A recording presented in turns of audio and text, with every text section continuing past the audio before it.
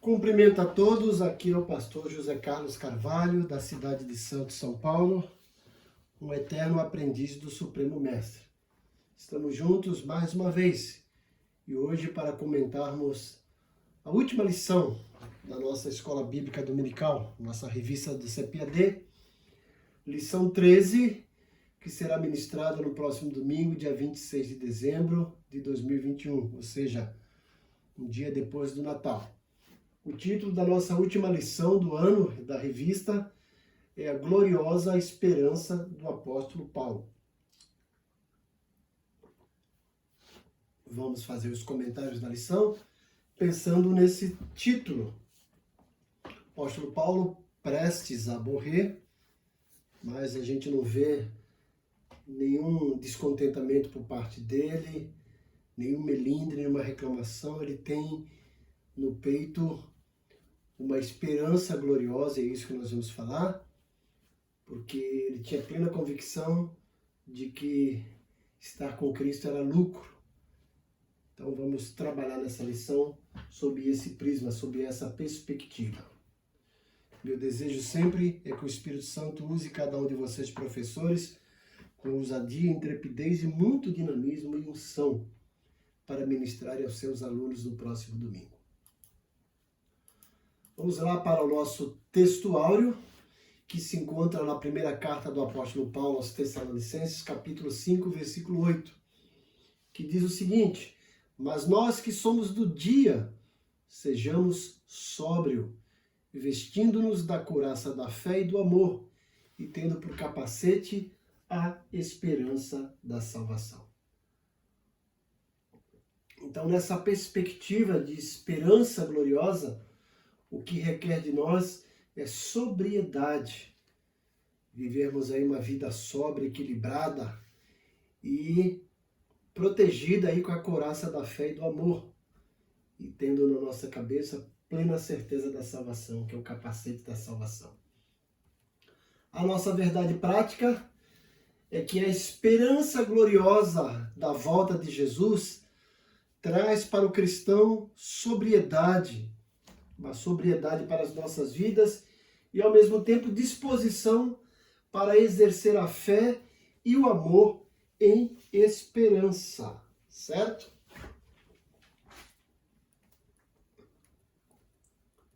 Os nossos objetivos. O objetivo geral é enfatizar a gloriosa esperança dos cristãos. Então, o cristão, ele vive nessa expectativa da volta do Senhor. E isso é uma esperança gloriosa. Paulo fala muito em suas epístolas sobre 3 virtudes que permanecem: a fé, a esperança e o amor. Então a esperança é uma delas. Há um ditado que diz que a esperança é a última que morre. Mas no prisma bíblico, a esperança não morre. Temos uma esperança viva num Deus vivo. Esse é o objetivo geral. E os objetivos principais ou específicos são: primeiro, ressaltar a consciência de Paulo diante da morte. Então, ressaltar como é que Paulo encarava a perspectiva de uma morte iminente.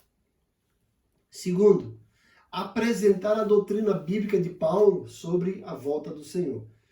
Então, essa convicção que ele tinha, essa certeza da volta do Senhor, lhe dava ânimo para enfrentar essa perspectiva de uma morte iminente. E o terceiro objetivo específico é expor sobre os tempos e as estações até a volta do Senhor. Então, embora nós falaremos sobre a volta do Senhor, vamos falar de uma forma resumida, sintetizada, né? Porque é um assunto bem extenso. Esse assunto da volta do Senhor cai numa disciplina chamada escatologia, a doutrina das últimas coisas. E a lição não nos permite falar sobre isso porque o tempo é curto. Então teríamos aí que trabalhar um trimestre sobre esse assunto. Mas é bom darmos uma pincelada para que os nossos alunos vivam essa esperança que o apóstolo Paulo vivia. E o ponto central da lição é que a volta do Senhor é a gloriosa esperança dos cristãos. Essa é a esperança de Paulo, essa deve ser a nossa, a volta do Senhor. e na parte de interagir com o professor. Então essa aula é uma grande oportunidade, uma oportunidade única para falar, para explanar sobre a esperança cristã, uma esperança viva. E todo cristão genuíno precisa ter essa esperança latente na sua jornada da fé cristã aqui no mundo. E o dia do encontro com o Senhor é essa esperança, essa expectativa que nós temos de encontrar com o nosso Senhor a qualquer momento, pois Ele prometeu que nós cremos na sua promessa. O apóstolo Paulo, por sua vez, cultivava diariamente, constantemente, essa esperança. O desejo dele era estar com Cristo de uma vez por todas. E que essa lição dessa semana, essa última lição, nos ajude a colocar como prioridade essa esperança cristã na nossa vida diária, no nosso cotidiano. E uma das bênçãos mais extraordinárias é preservar a esperança cristã diante das experiências difíceis no mundo.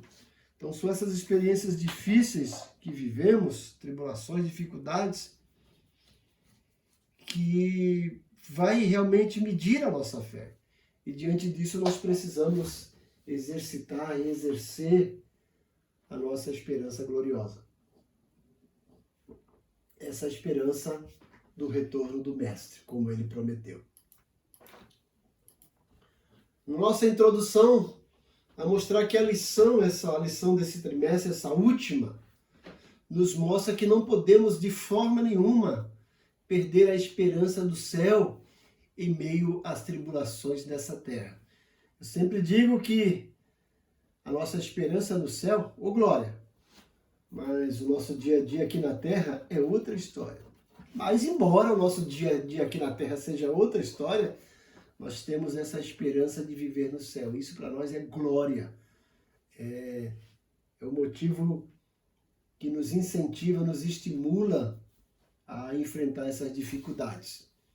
Então essa esperança é a fonte da força dos cristãos fiéis que se apegam no que Cristo realizou ali na cruz. E a garantia dessa esperança é o fato de que o Espírito Santo nos fortalece cada dia, nos renova e confirma a herança eterna do nosso Deus. Então, que a esperança do apóstolo Paulo seja também a nossa esperança, de estar com Cristo a qualquer momento.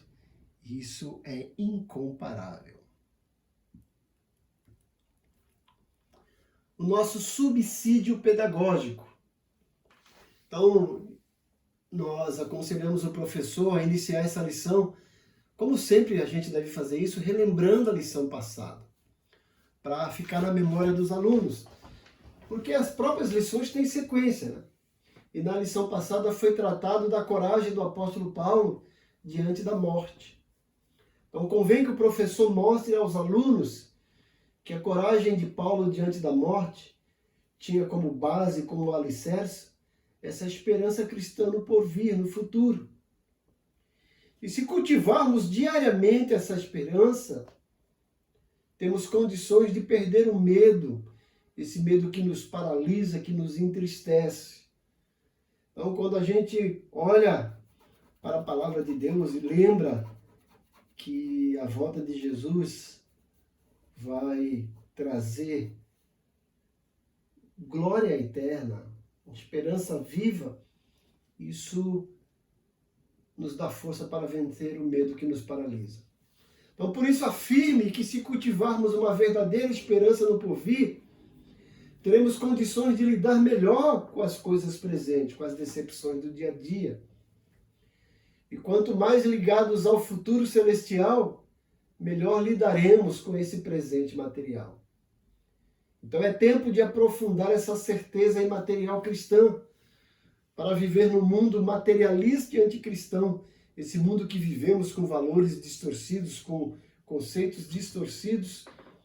Precisamos então manter viva essa esperança gloriosa de que Deus tem algo extraordinário para nós. E assim vamos vencer essas dificuldades. Então precisamos atentar para a essência do que Jesus nos ensinou, quando ele deixa relatado em João 18:33, o meu reino não é desse mundo. Então temos que lembrar que nós estamos aqui na terra como forasteiros e peregrinos, como o apóstolo Pedro diz. E o apóstolo Paulo fala que a nossa pátria está nos céus. Então isso que nos consola, que nos motiva a viver a vida diariamente, enfrentando dificuldades. Então vamos aí para o nosso tópico 1, que tem como título a consciência de Paulo diante da morte. Então vamos ver que Paulo estava consciente, ele tinha certeza de que a morte dele viria a qualquer momento. Ele já estava sentenciado de morte, mas isso não o tornou escravo do medo, paralisado pelo medo. Não, pelo contrário. Paulo aproveitou todos os momentos que tinha para realizar o seu ministério. E foi por isso que uma das suas últimas palavras foi, combati o bom combate, completei a carreira, guardei a fé. Porque ele estava consciente da morte, mas ao mesmo tempo consciente de que tinha algo extraordinário esperando por ele. O nosso subtópico 1 diz que uma morte como oferta de sacrifício. Paulo encarava a morte, ele tinha consciência de que a morte dele era como se fosse uma oferta de sacrifício ao Senhor, conforme ele deixa registrado em 2 Timóteo, capítulo 4, versículo 6. Ele deixa registrado isso, já estou prestes a ser oferecido como libação.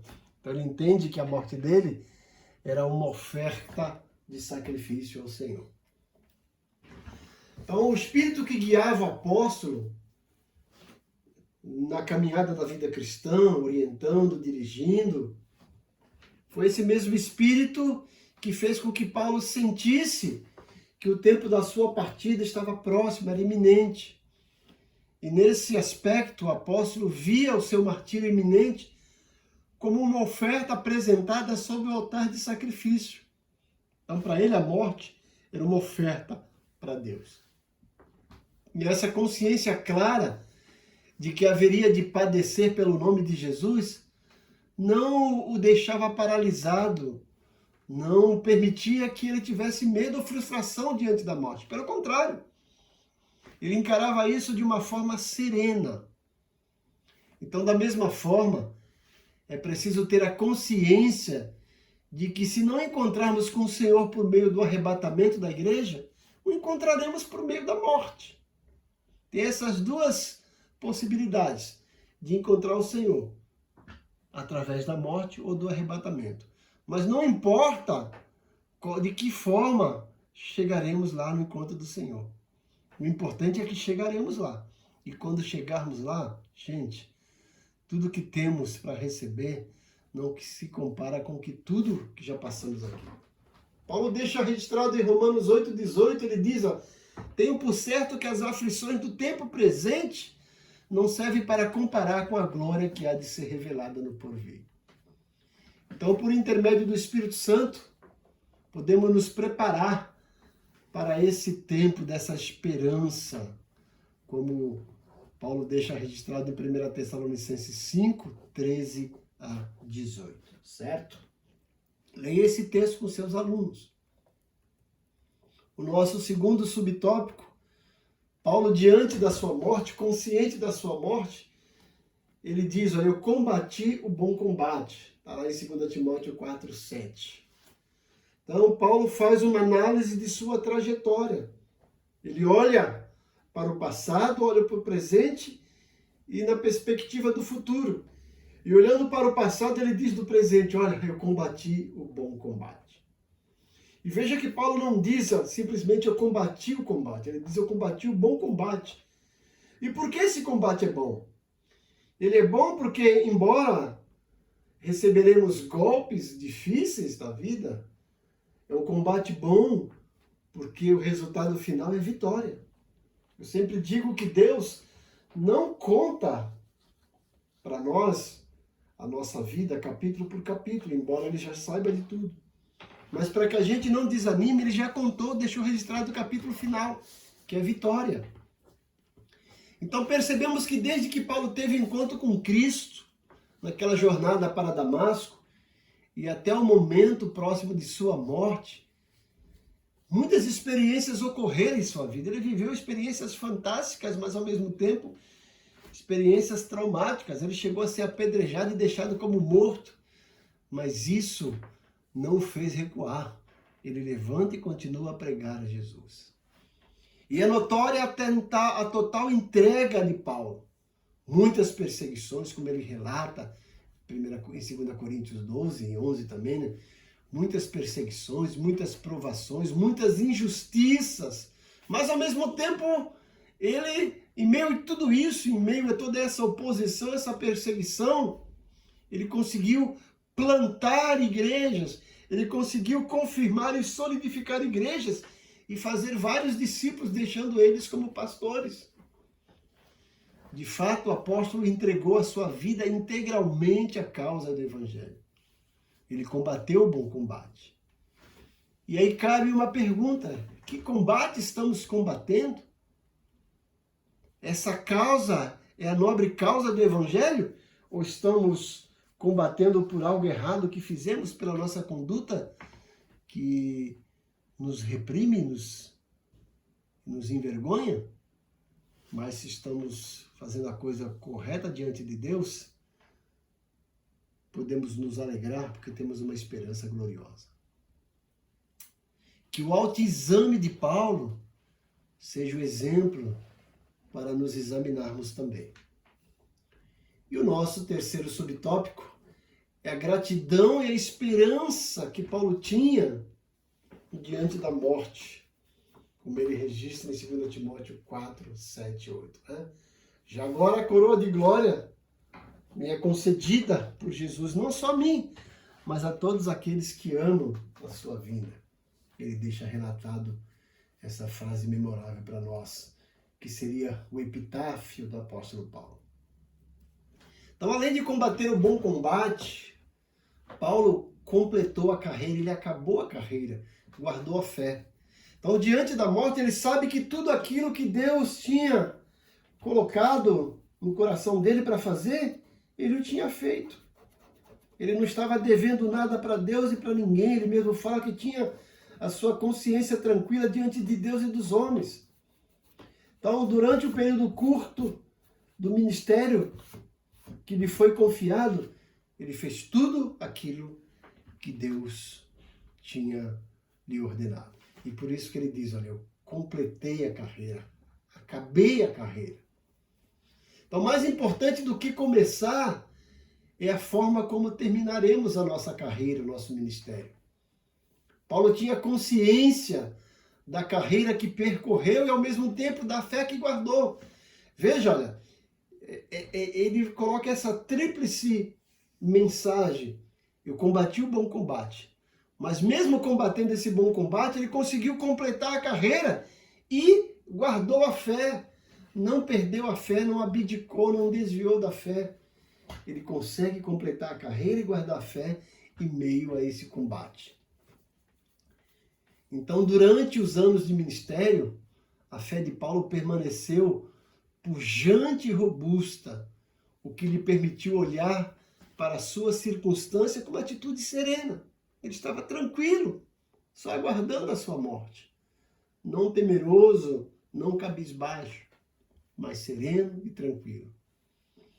Embora não pudesse evitar a morte física, sabia que estar com o Senhor seria para ele uma coroação de sua trajetória. Como ele diz em 2 Coríntios 5:8. Temos confiança e desejamos antes deixar esse corpo para habitar com o Senhor. E como ele diz em Filipenses 1:23. Partir e estar com Cristo, o que é incomparavelmente melhor. Paulo nos ensina que é preciso olhar para o futuro com a certeza do nosso galardão e enxergar pela fé que o nosso trabalho não é vão no Senhor, como ele deixa registrado em 1 Coríntios 15:50, quando ele fala da ressurreição dos mortos. e da volta do Senhor Jesus por ocasião do arrebatamento. Ele sabia que havia uma coroa de justiça guardada não só para ele, mas para todos os cristãos em Jesus, como ele diz em 2 Timóteo 4,8. Nós estamos na mão de um juiz justo. Sabemos que ele vai nos tratar com justiça. E isso é algo que nos encoraja, que nos motiva, que nos estimula. Paulo era encorajado, motivado e estimulado por essa esperança de que estava na mão do justo juiz.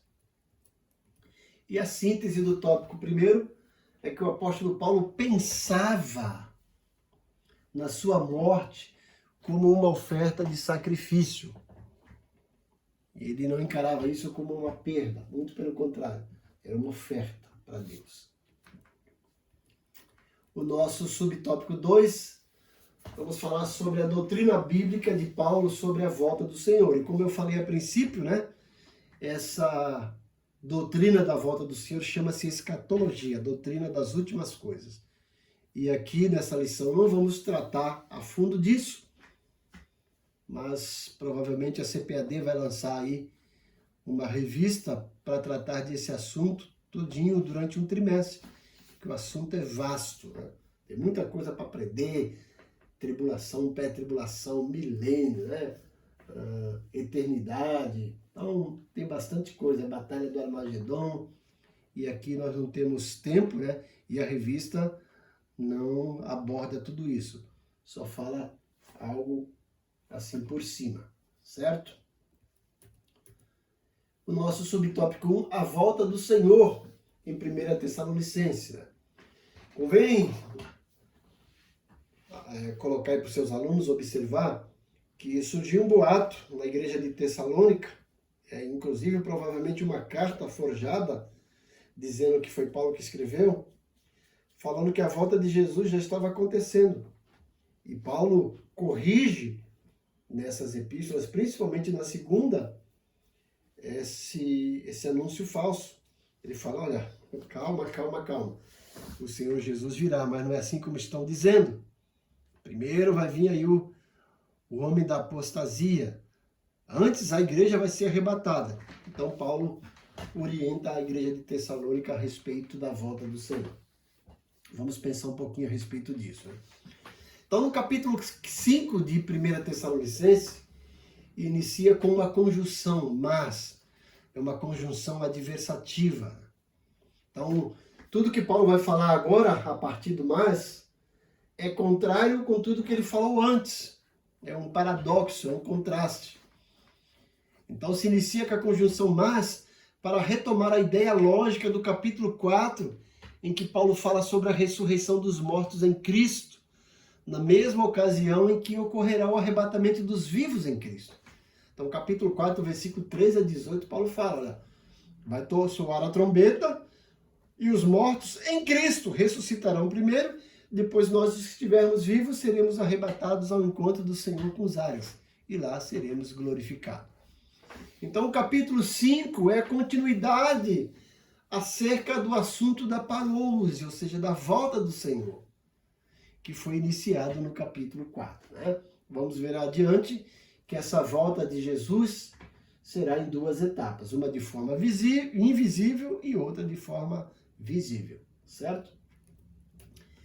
E o assunto do subtópico 2 é isso, as duas fases dessa vinda, da volta do Senhor Jesus. Veja que Jesus veio, cumpriu seu ministério, subiu ao céu, mas ele mesmo deixou registrado que voltaria. E esse retorno dele se dará em duas fases. Então a volta de Cristo se dará em duas fases. A primeira será apenas para os salvos, quando o nosso Senhor vir nas nuvens para se encontrar com a sua noiva, a sua igreja. Isso está relatado em 1 Tessalonicenses capítulo 4, que vai do versículo 13 ao 18. Também 1 Coríntios 15, do 50 a 58, Paulo fala sobre isso. Então, o apóstolo nos mostra que nessa ocasião, os mortos em Cristo ressuscitarão primeiro, e os vivos serão arrebatados para estarem com o Senhor nos ares. Então, essa fase do arrebatamento É uma fase invisível para o mundo. Nem o olho verá. Somente os salvos verão e participarão dessa fase aí do arrebatamento, conforme podemos ver, né, em 1 Tessalonicenses, certo? Entretanto, na segunda fase, todo olho verá. Apocalipse 1:7. Então, essa segunda fase será uma chegada em que o nosso Senhor descerá em glória e literalmente será visto pelo mundo todo, especialmente pelos judeus, conforme a gente lê em Zacarias 14, 2, 3. Então, nessa ocasião, Jesus Cristo livrará pessoalmente a nação de Israel dos exércitos confederados pelo anticristo, desfazendo-os com seu poder e vencendo o anticristo, o falso profeta e o diabo, para implantar o reino do milênio, conforme podemos ver em Apocalipse 19, de 11 a 16 e Apocalipse 20. Então veja bem, a primeira fase, Jesus virá para buscar a igreja. É o arrebatamento. É algo invisível. Na segunda fase, Jesus virá com a igreja para derrotar o exército do anticristo, que é a batalha do Armagedon. Nessa fase, o Senhor Jesus pisará no Monte das Oliveiras. O Monte das Oliveiras vai se fender e formar um grande vale que é o Vale do Megido, e ali será travada a batalha do Armagedon. O Senhor Jesus, com a sua igreja em corpo ressurreto e glorificado, destruirá o exército que tentará destruir o povo de Israel. Então o Senhor Jesus, com seu exército celestial, vai derrotar esse exército maligno, que é a batalha do Armagedon. E aí vai finalizar a grande tribulação e iniciar o período do milênio, 1000 anos de paz que será implantado por Jesus aqui na Terra. O nosso terceiro subtópico, vamos falar um pouquinho sobre a grande tribulação. Como eu disse, algo sucinto, tá, gente? Então, existem várias correntes teológicas sobre a tribulação. Nós temos a pré-tribulacionista, que o povo da Assembleia de Deus crê, eu também creio, né? A maioria dos cristãos crê que a igreja não passará pela grande tribulação. O Senhor Jesus virá para buscar a igreja. Então isso aí chama-se pré-tribulacionismo. Existem outros que creem que a igreja vai passar pela tribulação e que só vai ser arrebatada no final da grande tribulação. Esse é chamado do pós-tribulacionismo. Existem outros que creem que a igreja será arrebatada no meio ou durante a grande tribulação. É o mid-tribulacionismo. Mas nós cremos que não passaremos pelo período do juízo divino, denominado a grande tribulação, 7 anos aqui na Terra, dividido em 2 períodos. Então a igreja de Nosso Senhor será retirada antes do período de derramamento do santo juízo. Você pode ver isso em 2 Tessalonicenses capítulo 2. Então, quando o anticristo instalar o seu governo mundial, não estaremos mais aqui. Estaremos assistindo de camarote lá na glória juntamente com o Senhor.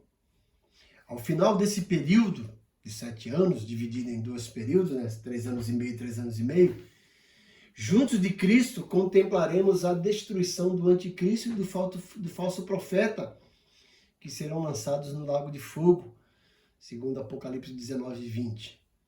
Então esse ensinamento mostra aos Tessalonicenses, bem como a igreja atual, que vale a pena confiar e esperar a volta do Senhor. Esse era o motivo de Paulo, era a convicção de Paulo. Essa deve ser também a nossa convicção e a nossa certeza, a nossa esperança. E a síntese do tópico 2 é que a volta de Cristo se dará em 2 fases. Primeira somente para os santos, segunda para todos os homens. Tá? Ele virá para destruir o exército do anticristo, certo? E virá com a sua igreja. Primeiro ele virá para buscar a igreja, e na segunda fase ele virá com a sua igreja. Na primeira fase é nas nuvens, ninguém virá ou verá, e na segunda fase aqui na terra todo olho o verá. O nosso subsídio teológico. E aí, nós temos registrado aí na revista que a Bíblia indica 2 aspectos da segunda vinda de Cristo. Por um lado, ele virá como preservador, libertador ou protetor da ira vindoura, como Paulo diz em 1 Tessalonicenses 1,10. Logo, muito mais agora, sendo justificados pelo seu sangue, seremos por ele salvos da ira. Paulo deixa isso registrado em Romanos 5,9. Então é por isso que acreditamos que a igreja não passará pela grande tribulação. Então devemos manter-nos espiritualmente vigilantes, viver a vida sóbria, equilibrada, com domínio próprio e usar a armadura do evangelho, a armadura de Deus, né? A fé, o amor e a esperança da salvação, porque Deus não nos destinou para a ira, mas para a aquisição da salvação por nosso Senhor Jesus Cristo, que morreu por nós, para que quer vigiemos, quer durmamos, vivamos juntamente com Ele. E 1 Tessalonicenses 5, de 9 a 11, Paulo nos exorta, né, para que nós exortemos uns aos outros e para que nos edifiquemos uns aos outros, com essa verdade, com essa esperança. Então, por outro lado, a justiça de Deus será uma justiça vindicada quando se manifestar o Senhor Jesus desde o céu com os anjos do seu poder, como labaredas de fogo, tomando vingança dos que não conhecem a Deus e dos que não obedecem ao Evangelho de nosso Senhor Jesus Cristo. Quando vier para ser glorificado nos seus santos e para se fazer admirável naquele dia em que todos os que creem, 2 Tessalonicenses 1:7, 8 e 10. Isso é algo descrito no livro Teologia Sistemática, uma perspectiva pentecostal, que é publicado pela CPAD, Casa Publicadora das Assembleias de Deus. Ok? Vamos então agora para o nosso tópico 3, que vai falar dos tempos e das estações até a volta do Senhor. Mais uma vez, de forma resumida, né? Não temos tempo de trabalhar com isso, isso chama-se dispensações. Mas o nosso subtópico 1 nos traz um alerta, uma atenção à expressão usada na Bíblia de tempos e estações. Então, os termos tempos e estações foram usados pelo Senhor também, pelo Senhor Jesus, em seu último discurso aos seus discípulos, logo depois da ressurreição, ali em Atos 1, quando ele diz no versículo 7, não vos pertence saber os tempos e as estações que o Pai estabeleceu pelo seu próprio poder. Então, tanto os termos em 1 Tessalonicenses como em Atos dos Apóstolos, nos traz para nós a noção de uma iminente volta do Senhor. Ele pode voltar a qualquer momento. Por isso devemos viver em vigilância, em sobriedade o tempo todo, não procurando adivinhar datas ou períodos, pois não sabemos o dia nem a hora que o nosso Senhor há de voltar. Gente, o que tem aí de falsos profetas aí, falando sobre a volta do Senhor, né? Começou aquela preocupação, aquele corre-corre na virada do milênio para o ano 2000, muita gente dizendo, olha, está escrito 1000 chegará, mas 2000 não passará. Depois só teve aquele filme de 2002, as pessoas preocupadas que o mundo ia acabar em 2012, né?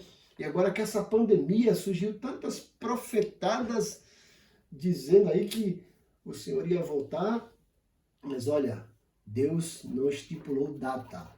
Ele deixou para nós alguns sinais. E os sinais aí mostram que Jesus está voltando. Eu particularmente creio que o maior sinal de que a volta do Senhor está próxima é que ele diz, assim como foi nos dias de Ló e nos dias de Noé, assim será os dias da volta do Filho do Homem. E o que a gente vê lá em Noé, mas principalmente em Ló? Um homossexualismo desenfreado. É o que nós temos visto agora. Então eu creio que esse é o maior sinal de que Jesus pode voltar a qualquer momento. Mas não temos data, não podemos estipular datas, tá? O nosso segundo subtópico vai falar sobre uma dimensão do Espírito e uma dimensão do porvir. Então, as Escrituras mostram que o derramamento que foi dado ali do Espírito Santo em Pentecoste era um anúncio dos últimos dias, conforme a gente pode perceber em Atos 1:5, conforme Joel 2:30. Ora, o Espírito na vida da igreja é um anúncio de que brevemente o Senhor Jesus voltará. Não por acaso em Atos 1:11 há essa gloriosa promessa que diz: varãos galileus, porque estáis olhando para o céu, esse Jesus que dentre vós foi recebido no céu, há de vir, assim como para o céu o viste ir. Então nós estamos vivendo nessa expectativa de que Jesus pode vir a qualquer momento. O nosso subtópico 3, o Espírito e por vir, são os temas da nossa pregação. Então, como pentecostais clássicos aí da Assembleia de Deus, né, a promessa do batismo do Espírito Santo com evidência de falar em línguas deve estar em nossos lábios. Olha, gente, eu estou fazendo comentário aqui da lição de vocês. Agora, eu particularmente não creio que o batismo do Espírito Santo necessariamente precisa ter a evidência de falar em línguas, tá? Eu acredito no dom de línguas, eu tenho, mas acredito que línguas é um dom, mas não é uma evidência do batismo do Espírito Santo, certo? Então, eu posso até, se vocês quiserem, discutir isso com vocês aí no privado, né? Ou em outro estúdio, mas vocês foram ensinados assim, creem, né? Então tá aí na revista de vocês. Então, preguemos sobre isso, estimulemos a igreja a buscar essa promessa do Espírito Santo. Todavia, a promessa da bendita esperança deve estar em nossa proclamação. Não deixemos de dizer, como está em Atos 1:8 e 11, né? Jesus em breve voltará. A igreja nasceu no fogo e debaixo da promessa de sua volta. Então vamos esperar, o Espírito Santo nos fortalece para não desistirmos. E o síntese do tópico 3 é que a mensagem pentecostal traz consigo o poder do Espírito e a esperança do porvir. Então é o Espírito Santo que habita em nós, que faz manter essa esperança viva de um futuro maravilhoso. Mais uma vez eu cito as palavras de Paulo em Romanos 8:18. Tenho por certo que as aflições do tempo presente não servem para comparar com a glória que há de ser revelada. Glória seja dada ao nome do Senhor. E o nosso subsídio teológico, o desejo de Paulo não era estar com Abraão, mas sim com o Senhor. Indicou que tão logo se ausentasse do corpo ao morrer, estaria presente com o Senhor, conforme ele registra em 2 Coríntios 5:6-9 e Filipenses 1:23. Essa foi a promessa de Jesus ao ladrão moribundo na cruz, quando ele diz: em verdade te digo que hoje estarás comigo no paraíso. Lucas 23:43. Numa visão, Paulo foi arrebatado ao terceiro céu, que ele também chama de paraíso, 2 Coríntios capítulo 12. E lá ele fala que viu tantas coisas que não consegue comunicar isso ao homem mortal. São coisas indescritíveis. Jesus disse que se trata de um lugar preparado onde há bastante espaço, conforme ele registra em João 14. É um lugar de grande alegria, de comunhão com Cristo e com os irmãos na fé, onde ressoa adorações e cânticos, conforme podemos ver em Apocalipse 4, 10, 11, 5, 8 ao 14, 14, 2, 3 e 15, 2 a 4. Paulo ansiava por receber um corpo ressurreto, um corpo que será imortal, que não estará sujeito à morte nem à decadência. Então esse é o material que está aí na teologia sistemática da CPAD. E a nossa conclusão dessa lição é que a bendita esperança de Paulo deve ser a nossa. Ao longo do ministério do apóstolo, somos também estimulados a viver no Espírito e, ao mesmo tempo, em vigilância, em sobriedade, preparando-nos para o encontro com o Senhor, que pode vir a qualquer momento. Então, que vivamos no Espírito, aguardando essa bendita esperança. O Senhor Jesus pode voltar a qualquer momento para arrebatar a sua noiva. Andemos, pois, no Espírito. Oh, glória. Então tá aí, gente. Eu termino aqui esses comentários. Agradeço a vocês que estiveram comigo durante esse trimestre, né? Eu, graças a Deus, pela misericórdia dele, consegui transmitir para vocês os comentários das 13 lições. Eu estou deixando aqui, gente, né, o meu canal do YouTube, pedindo que você se inscreva, certo? Inscreva lá no meu canal do YouTube, aqui, Pastor José Carlos Carvalho. Deixo aqui meu e-mail, zecarloscarvalho@uol.com.br. Meu WhatsApp, se você quiser conversar comigo pessoalmente, DDD é 13, WhatsApp 997884750. Então, nos acompanhe pelo canal do YouTube, né? Pastor José Carlos Carvalho.